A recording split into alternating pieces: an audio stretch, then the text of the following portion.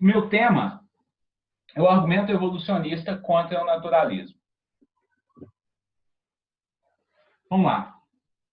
O argumento evolucionista contra o naturalismo, ele foi apresentado inicialmente por Alvin Plantinga, um dos mais influentes filósofos da religião na atualidade. Foi introduzido com a intenção de mostrar que o naturalismo filosófico é uma posição autoderrotante.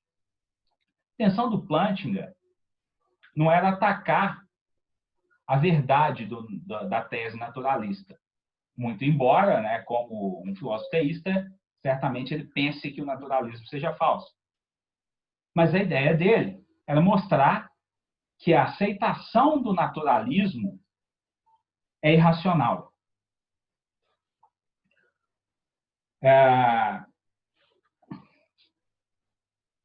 A ideia básica é que, partindo de pressupostos que os próprios naturalistas aceitam, esses pressupostos acabam por oferecer um anulador para a própria tese naturalista. Nesse sentido, então, é que o naturalismo é autoderrotante. Bem, esse argumento, né, embora tenha sido introduzido lá em 93, numa importante obra do Plantinga de epistemologia, sofreu algumas modificações ao longo do tempo. Né? Em 2002 e em 2011, a gente pode ali achar talvez as principais modificações, mas o cerne do argumento acaba sendo o mesmo. A versão que eu vou apresentar aqui é um certo Frankenstein das versões que aparecem nesses 3 livros, e também num artigo de 2000. Vamos lá. O argumento, propriamente dito, né, pode ser dividido em 2 partes. A primeira parte, né, vai constituir uma premissa central para o argumento. A ideia dado o naturalismo e a evolução, é improvável que a cognição humana seja confiável. Segunda parte é a ideia de anulação. Né?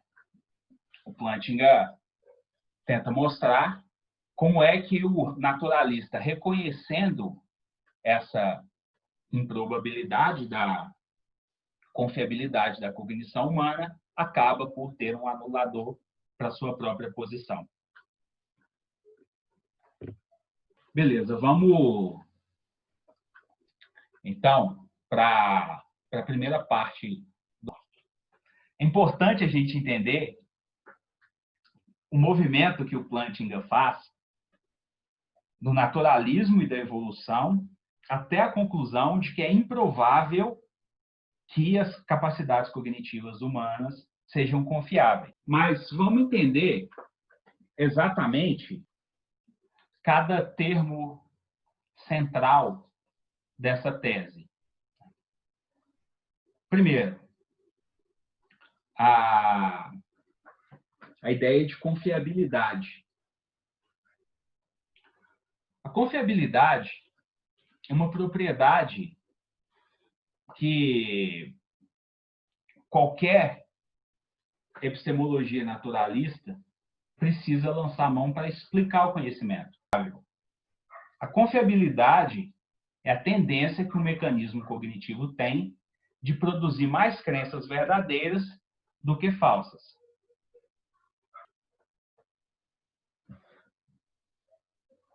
O naturalismo, por sua vez, né, a gente falou aqui do naturalismo, eu não deixei claro exatamente qual o conteúdo da tese naturalista. Para os nossos propósitos aqui,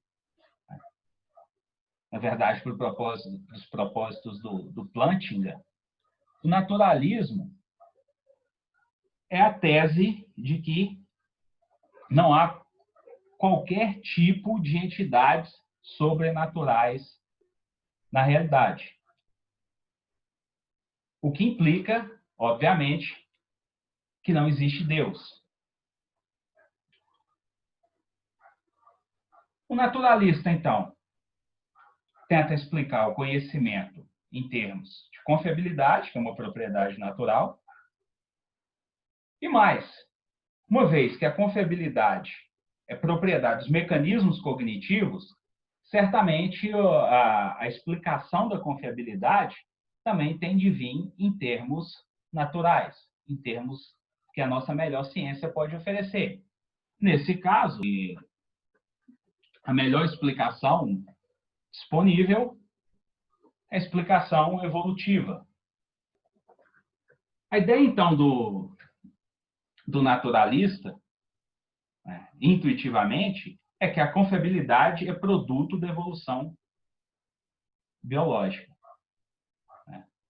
E mais, uma vez que o naturalismo está comprometido com a não existência de Deus, o tipo de evolução que vai ser adotada é a evolução não guiada. Obviamente, não há nenhum tipo de Deus guiando o processo evolutivo, não há nenhuma intenção, nenhuma pessoa querendo criar algo através dos processos evolutivos. Cabe, então, ao naturalista mostrar como é que a evolução não guiada dá conta de explicar a confiabilidade das nossas capacidades cognitivas.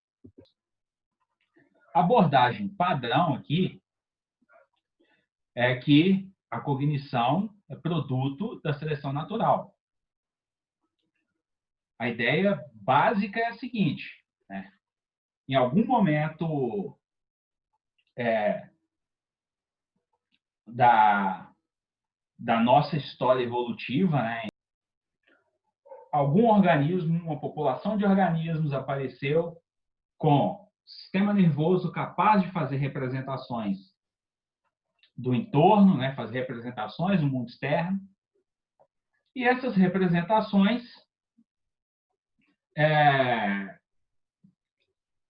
ajudaram na sobrevivência desses organismos, de modo que eles pudessem chegar à idade adulta, reproduzir e transmitir esses caracteres para a prole. É assim que a seleção natural age, né? Na medida em que ter essas características aumenta a aptidão dos organismos, né? Os organismos que têm essas características tendem a sobreviver e aqueles que não têm tendem a ser eliminados. A seleção natural trabalha por eliminação de características, por assim dizer. Então, a gente tem que entender, né, e é intuitivo, num certo sentido, pensar que, bem, quanto mais representações apuradas do entorno, mais sucesso um indivíduo tem, né, para buscar alimento, para fugir de um predador, para encontrar um parceiro para acasalar, e assim por diante. Né?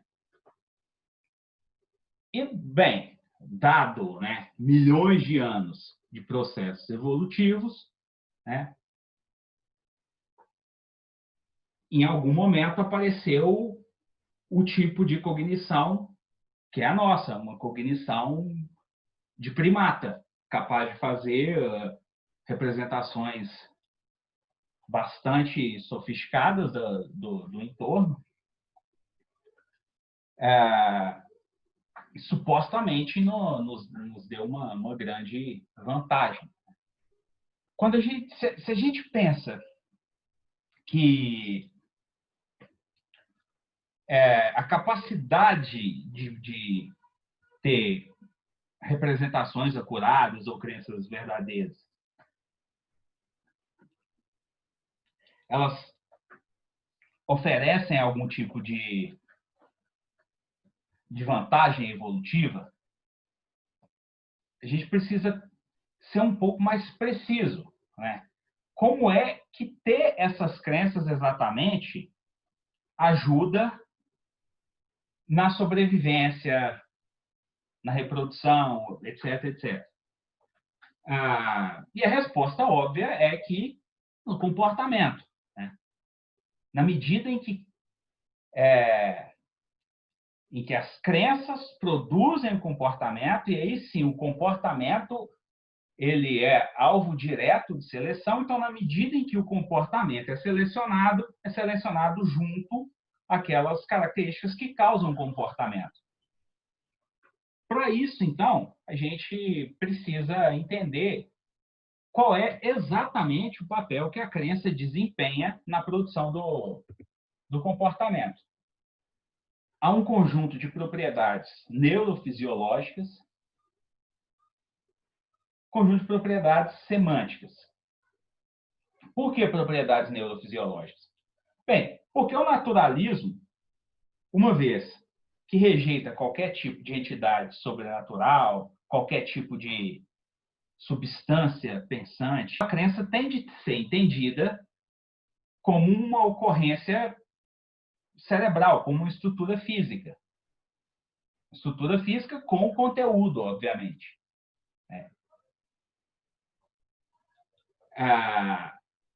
E uma vez que uma crença é uma ocorrência física no cérebro, ela vai depender de neurônios, né, das conexões que esses neurônios fazem, do potencial de ação em cada um desses neurônios para transmissão de informação, né?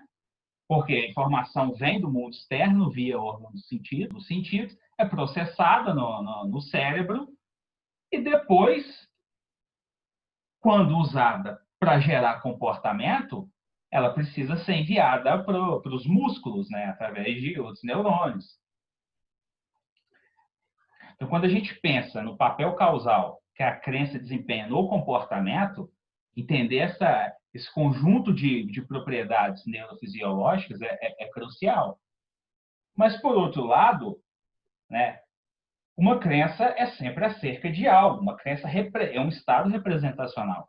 Né? É uma crença sobre um predador, né? Sobre um tigre de bengala. Uma representação qualquer. Né? Por exemplo, eu tenho a crença aqui de que há cerveja na geladeira. Né? Certamente, se eu tenho vontade de tomar cerveja, eu levanto e vou até a geladeira. Mas esse comportamento, né, essa ação minha de levantar e ir até a geladeira, ela dependeu do conteúdo representacional da crença, né? Ou seja, de uma estrutura física com conteúdo. Bem, recapitulando, então. A ideia é que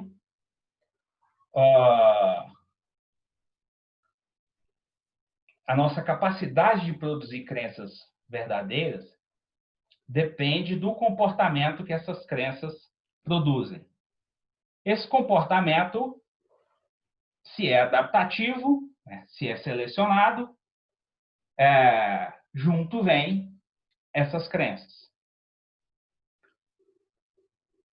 O que cabe agora a gente é entender de que maneira o conteúdo de uma crença, e não apenas as suas propriedades neurofisiológicas, entram na cadeia causal que levam até o comportamento adaptativo.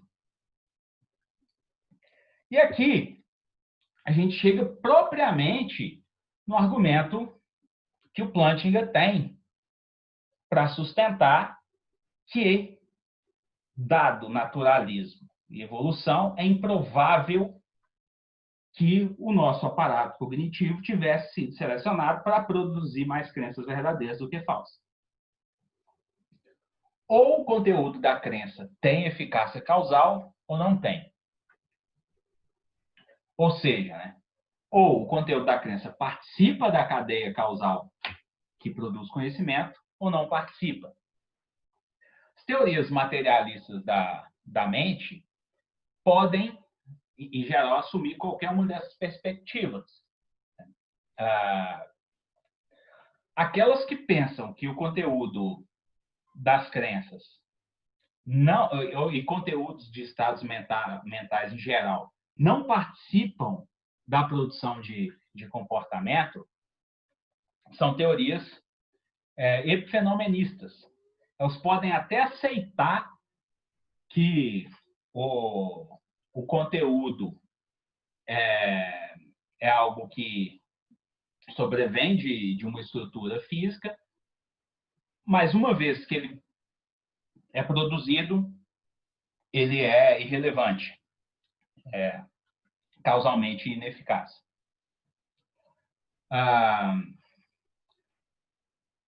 E claro, né, vão haver outras posições materialistas que vão presumir que há alguma abordagem do conteúdo que torne o conteúdo causalmente eficaz. Como é o caso do materialismo reducionista e mesmo do materialismo não reducionista. Vamos pensar, então, primeiro, nessas teorias que são as teorias epifenomenistas, né? Que o conteúdo está lá, mas ele é irrelevante do ponto de vista causal. Então, a ideia do Plantinga aqui é que se o conteúdo não tem eficácia causal, a probabilidade da confiabilidade é baixa. Porque, pensa, o que a gente está dizendo é que a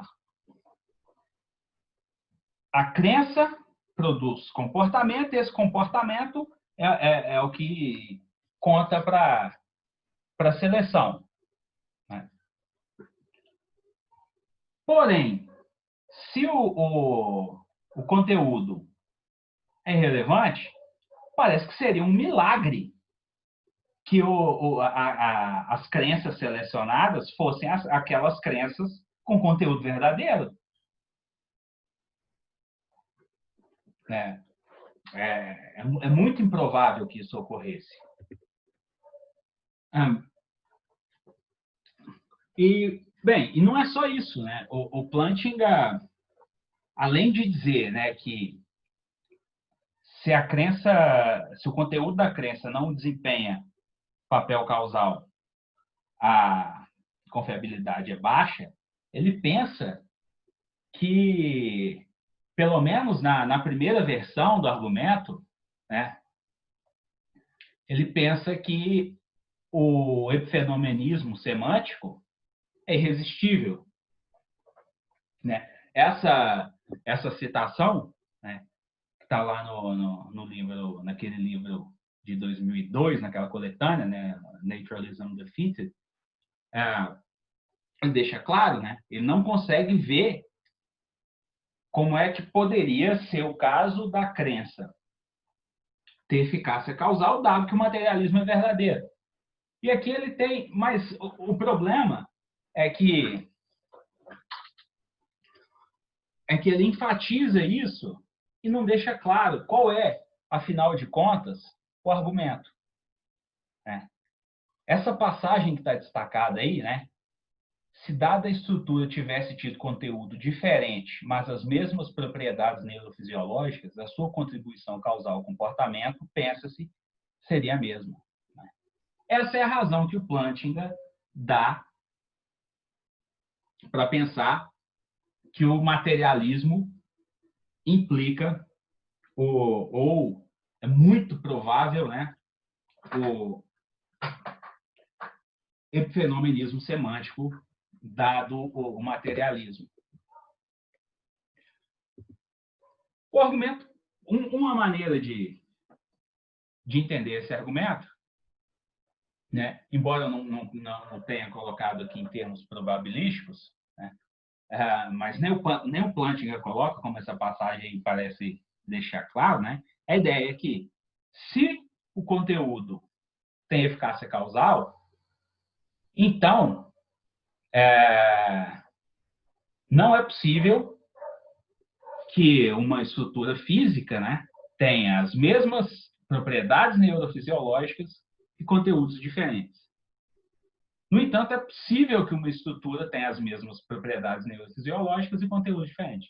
Portanto, não é o caso que o conteúdo seja causalmente eficaz.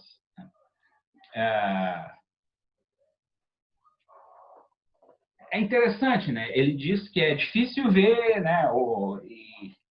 No texto ele claramente está falando em probabilidade, mas no fundo, se for esse tipo de argumento que ele estiver oferecendo, quer dizer que é um argumento quase, quer dizer que é um argumento muito forte, né? E se a gente tivesse que estipular uma probabilidade nesse caso, seria zero, né? Dado que o argumento dedutivo que a gente está apresentando aqui não tem nenhum tipo de consideração empírica, né? A gente está pensando só em termos de conexões conceituais entre conteúdo de crença e propriedades neurofisiológicas. Mas é isso o que o Plantinga fornece, então, a favor dessa segunda premissa do argumento, né? Se C não tem eficácia causal, então a probabilidade é baixa. Né? Probabilidade aqui, se não zero, próximo de zero. Por outro lado, assim, olha, ainda que o conteúdo tenha eficácia causal, a probabilidade continua sendo baixa. E aqui, o argumento é mais difícil de ver ainda. Né? Embora mantenha alguma semelhança com o argumento anterior. O que o Plantinga está dizendo? Está dizendo, olha, vamos supor, então, que o materialismo, que haja teorias materialistas em que impliquem que o conteúdo da crença tem impacto causal no comportamento. Claramente, aqui o materialismo reducionista é uma posição desse tipo. E mesmo o materialismo não reducionista. Essas posições, né, são posições bastante famosas das discussões de filosofia da mente. E o que há de comum entre elas é a ideia de que o conteúdo de um estado mental, ou, no nosso caso aqui, o conteúdo de uma crença, ele é determinado pelas propriedades neurofisiológicas. E aqui essa ideia de determinação pode ser entendida de duas maneiras diferentes. Ou é determinado porque o conteúdo da crença é um conjunto complexo de propriedades neurofisiológicas. Se a gente pensar que o nosso cérebro faz cada neurônio é capaz de fazer várias conexões, e se eu pensar que uma crença é uma combinação desse monte de conexões, né, não há limites para a quantidade de crenças que possam ser produzidas. Essa é uma perspectiva sobre como explicar o conteúdo das crenças. Por outro lado, eu posso não querer reduzir o conteúdo das crenças a esse complexo de estados neurofisiológicos e dizer, porém, que há um certo tipo de dependência contrafactual entre uma certa configuração de estados neurofisiológicos e o conteúdo. Né? É a chamada tese da sobreveniência. Quer dizer que conteúdos mentais sobrevêm a estados neurofisiológicos. O Plantinga apresenta as mesmas considerações para ambas as versões do materialismo. A versão de 2011, tanto do artigo, né, Seleção Natural e Conteúdo, e o livro, né, ele dá mais atenção a esses dois tipos de materialismo. No entanto, o tom da conversa dele é sempre o mesmo. Né? ele pode até aceitar. Ele fala assim, olha, eu consigo até ver aqui um caso em que a crença tenha, conteúdo tenha eficácia causal, porque o conteúdo é determinado pelas propriedades neurofisiológicas. No entanto, né, ainda assim, ele não vê razão para pensar por que a crença tem de ser verdadeira para que seja adaptativa, para que produza comportamento adaptativo. Então, veja, no argumento anterior, ele diz que, olha, eu vejo aqui que é possível ter a mesma estrutura neurofisiológica com conteúdos diferentes. Agora aqui ele diz, olha, eu posso ver os mesmos conteúdos, mas com valores de verdade diferentes. Então, veja, a estrutura é parecida, mas ele muda de conteúdo para valor de verdade. Né? Não há exatamente aqui um argumento elaborado. Ele só está dizendo que, bem, tanto quanto eu vejo, um comportamento adaptativo que foi determinado por uma crença, essa crença poderia ser verdadeira tanto quanto falsa.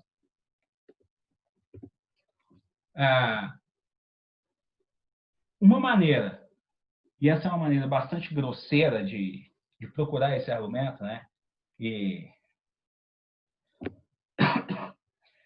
é um bom exercício tentar extrair o melhor argumento que o Plantinga poderia oferecer, né?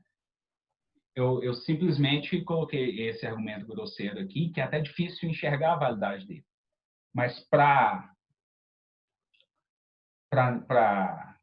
fins de ilustração, vamos lá. Né? As propriedades neurofisiológicas determinam o conteúdo. A seleção, na medida em que seleciona as propriedades neurofisiológicas adaptativas, seleciona o conteúdo das crenças. Né? Bem, só que é fácil você pensar num indivíduo qualquer se comportando de tal maneira porque acredita que há um predador à sua frente, mas essa crença é falsa, né? Mas em vários casos essa crença acaba tendo valor adaptativo, de modo que não é necessário que uma crença seja adaptativa e verdadeira, né? Não preciso que uma crença seja verdadeira para ser adaptativa. O que o Plantinga está tentando fazer é quebrar a conexão entre verdade e adaptação. No fundo, é isso. Está querendo dizer, não há uma conexão especial aqui entre essas duas coisas. Difícil ver como é que o nosso aparato cognitivo poderia ter sido selecionado para produzir mais crenças verdadeiras do que falsas, dado que a verdade e a falsidade são irrelevantes para a seleção natural, né? Para a adaptação. Sendo assim, né, o argumento a favor da primeira premissa do argumento geral, né, fica estabelecida. Né? Uma vez que a gente considerou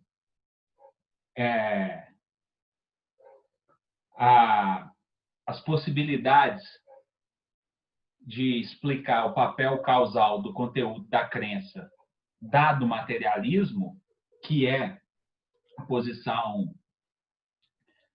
implicada pelo naturalismo, parece, então, que a probabilidade da confiabilidade, dado o naturalismo e evolução, é baixa. Vamos passar para a segunda parte do argumento, que é a parte da anulação. Né? Relembrando, a ideia do Plantinga eu mostro que é improvável a confiabilidade da cognição humana e mostro que o naturalista, uma vez que reconheça essa improbabilidade, ele vai adquirir um anulador para a sua própria crença. Um sujeito tem um anulador para uma crença quando ele adquire alguma informação que torna irrazoável que ele continue sustentando essa crença. O camarada adquire uma nova informação e essa informação torna improvável, né? Torna baixa a probabilidade da crença inicial.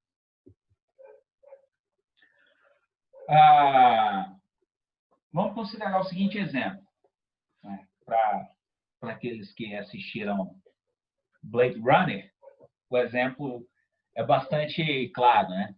A Rachel acredita, com base nas suas próprias experiências, que ela é um ser humano, né? Principalmente com base nas memórias que ela tem, né?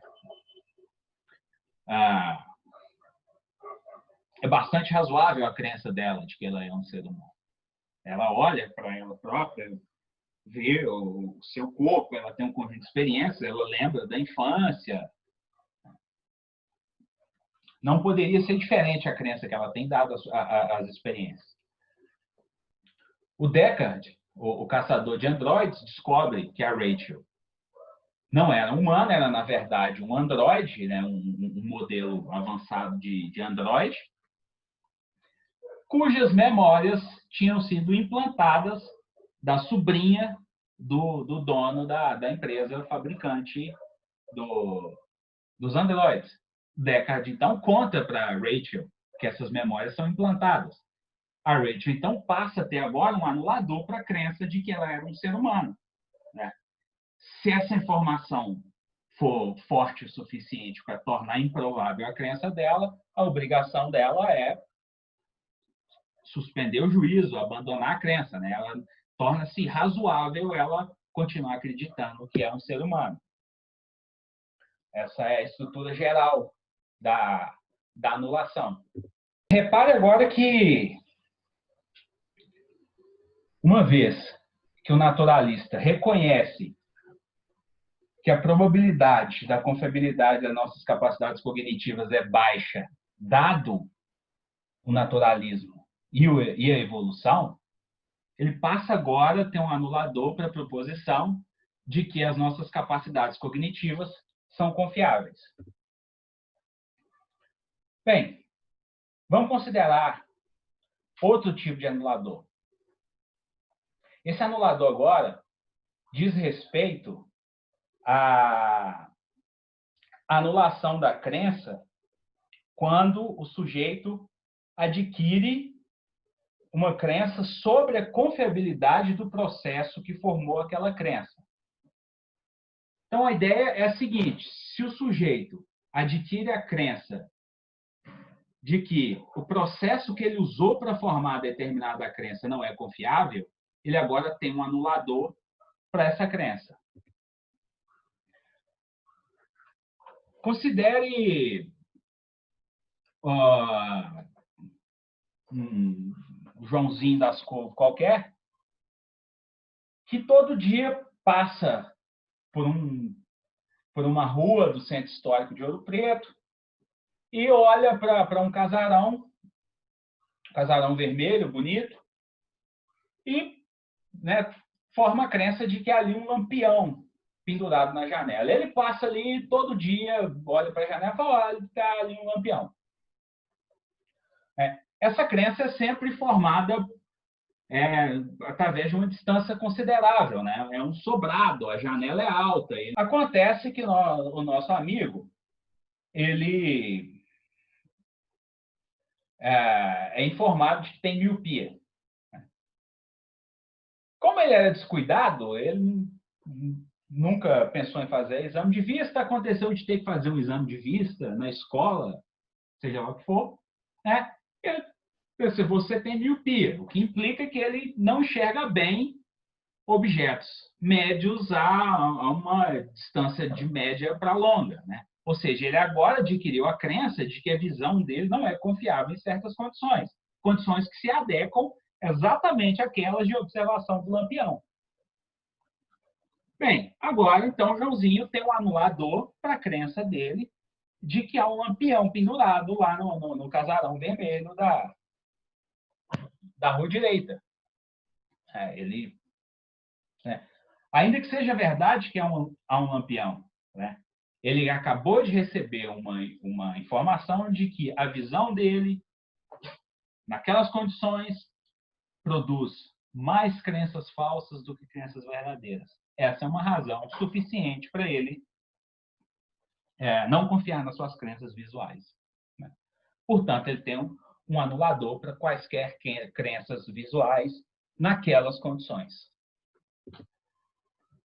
Bem, agora, novamente, basta a gente entender que, uma vez que o naturalista adquiriu a crença de que é improvável que as nossas capacidades cognitivas sejam confiáveis, né, é natural que ele também acredite que é provável que elas não sejam confiáveis, né? Obviamente que eu não estou levando em consideração o caso em que ele teria que suspender a crença porque ele não sabe se é ou não, caso em que a probabilidade seria meio a meio, né? Vamos deixar esse caso de lado.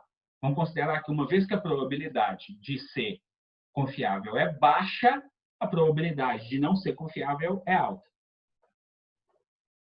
Bem, uma vez que ele acredita agora que as suas capacidades cognitivas não são confiáveis, isso implica que ele tem de acreditar que a sua memória não é confiável, a sua visão não é confiável, a sua capacidade de raciocínio não é confiável, e talvez até sua capacidade de receber testemunho de outras pessoas não é confiável. Dado tudo isso, implica que todas as crenças que o naturalista forma são anuladas, né? A proposição é provável que a confiabilidade...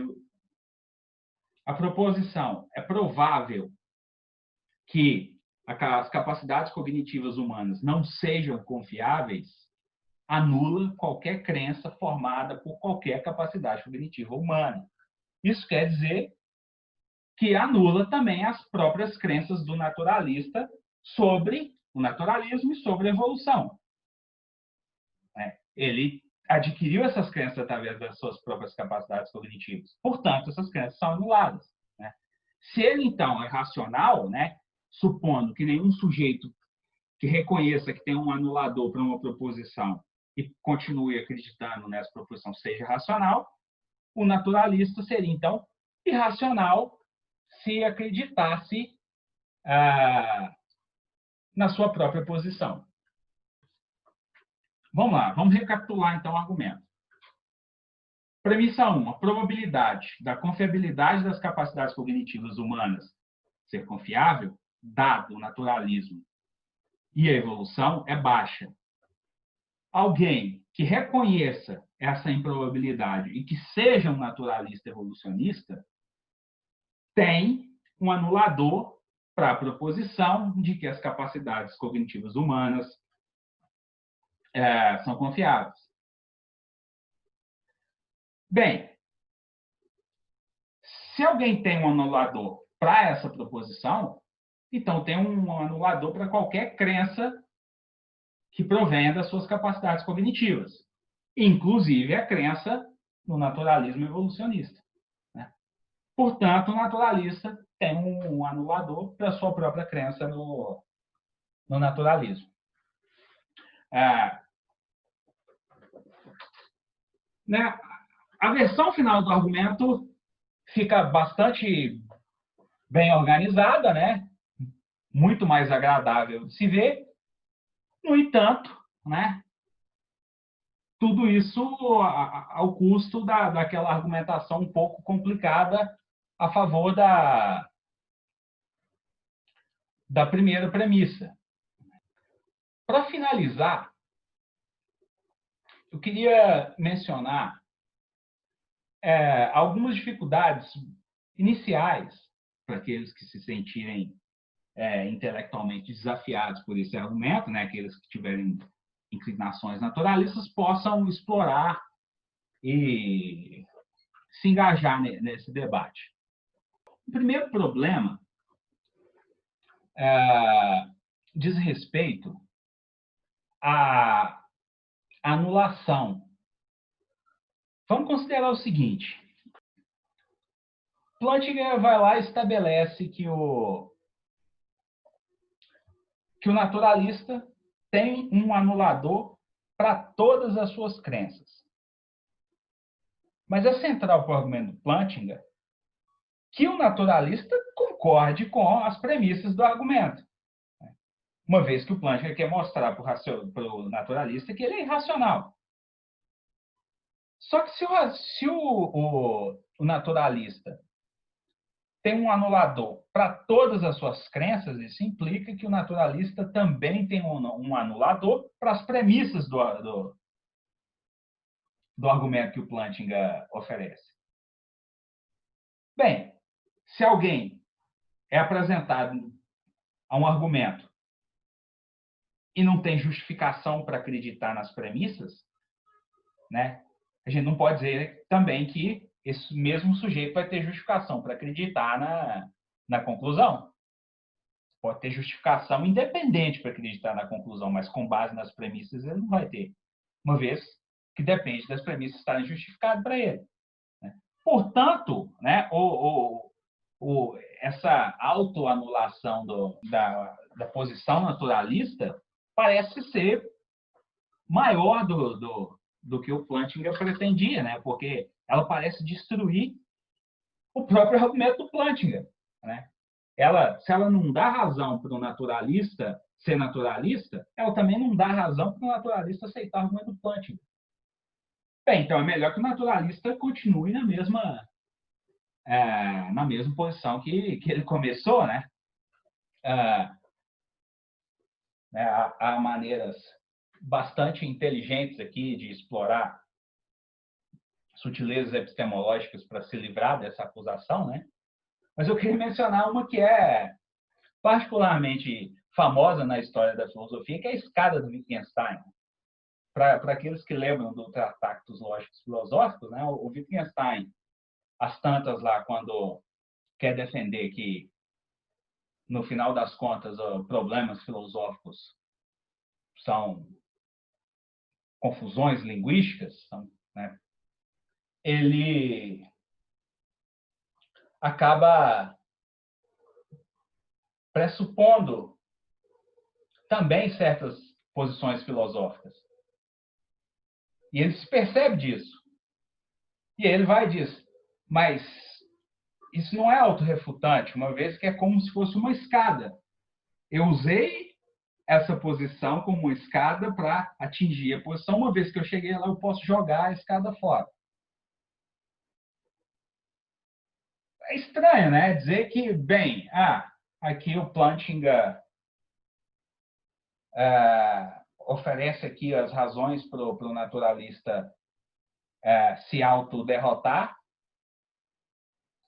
e para não se autoderrotar novamente, o que implicaria na derrota do Plantinga, o naturalista deita fora a escada. Isso é estranho. A imagem pode ser bonita, mas é difícil dar sentido a essa posição. Uma dificuldade mais séria, né, ela diz respeito lá ao argumento a favor de um.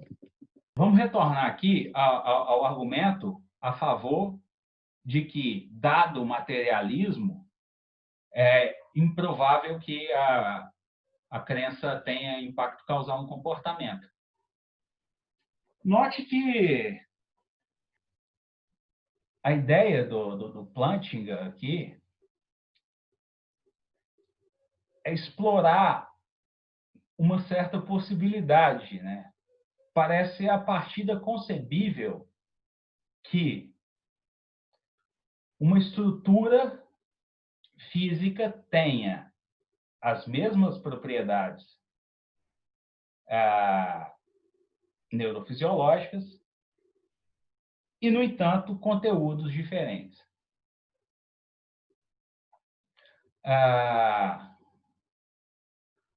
Mas vamos pensar o seguinte: se o naturalista é também materialista, e o materialista quer dizer que há um certo tipo de dependência contrafactual entre as propriedades neurofisiológicas e o conteúdo da crença, isso quer dizer que, num sentido, não é possível que uma estrutura tenha uma determinada configuração neurofisiológica e um conteúdo diferente, né? A gente poderia pensar, né, em termos de mundos possíveis aqui e raciocinar da seguinte forma, né? Por exemplo, a minha crença de que a cerveja na geladeira ela tem uma determinada configuração neurofisiológica, né? Se essa configuração determina o conteúdo dessa crença, quer dizer que nos mundos possíveis em que eu tenho essa mesma configuração física, eu também tenho o mesmo conteúdo. Uma vez que eu estou supondo que a sobreveniência, né? Ou, no mínimo, aí um certo tipo de conexão nomológica ou algo parecido. Portanto, um naturalista, um materialista, nunca aceitaria essa ideia de que é possível ter a mesma estrutura com propriedades neurofisiológicas e conteúdo diferente. O que resta, então, ao Plantinga a pressuposição de uma teoria do conteúdo não materialista. Não importa qual seja essa teoria, né? O que ele está dizendo é que é possível que isso ocorra. Bem, mas uma teoria não materialista não interessa ao naturalista. E lembre-se que para o argumento do Plantinga ser bem sucedido, é preciso que o naturalista concorde com todas as premissas. Então, esse argumento aí, ele não é tão efetivo assim contra o naturalista, né? Ele pressupõe aquilo que o naturalista não aceita. Uma teoria não materialista do conteúdo. E a mesma coisa pode ser dita para o argumento do Plantinga contra as teorias materialistas, né? Ele, né, para efeitos de argumentação, ele supõe, então, que as teorias materialistas conseguiriam determinar essa conexão contrafactual entre propriedades neurofisiológicas e conteúdo. No entanto, poderiam ter valores de verdade diferentes, né? Ele só sobe um nível, né? E agora aqui, então, ele parece pressupor que a verdade não tem nenhum tipo de conexão com as estruturas no cérebro e o conteúdo, né? Por que não aceitar que o modo como o mundo causa determinada configuração no cérebro do sujeito, que por sua vez determina o conteúdo, por que ele também não aceita essa dependência contrafactual? Mais uma vez, né? Ele está pressupondo aí um certo tipo de teoria semântica que o um materialista e um naturalista não aceitariam, né? Mais uma vez, torna inefetivo o ataque dele ao naturalista. Né? A gente, né, o próprio argumento do Plantinga aí parece ser um pouco atrapalhado, né? Não é muito claro, é difícil achar esse argumento no texto dele. No entanto, ele ainda parece reconhecer que ele faz esse tipo de pressuposição. A partir de 2011, a Natural Selection and Content, ele argumenta contra três importantes teorias naturalistas sobre o conteúdo, né? A teoria do Dredske, da indicação, semântica da indicação, o funcionalismo e a teleossemântica.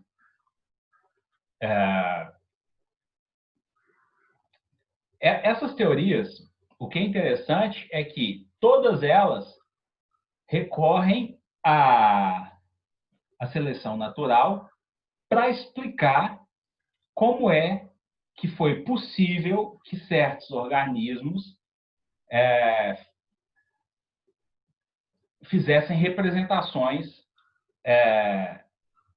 do ambiente em seu entorno.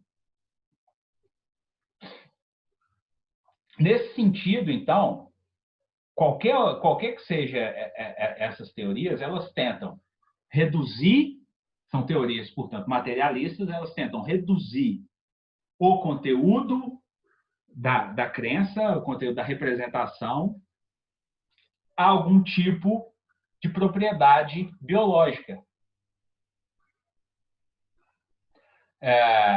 E na medida em que eles fazem isso, eles conseguem explicar, por exemplo, por que o aparato visual foi selecionado para produzir crenças sobre propriedades do entorno.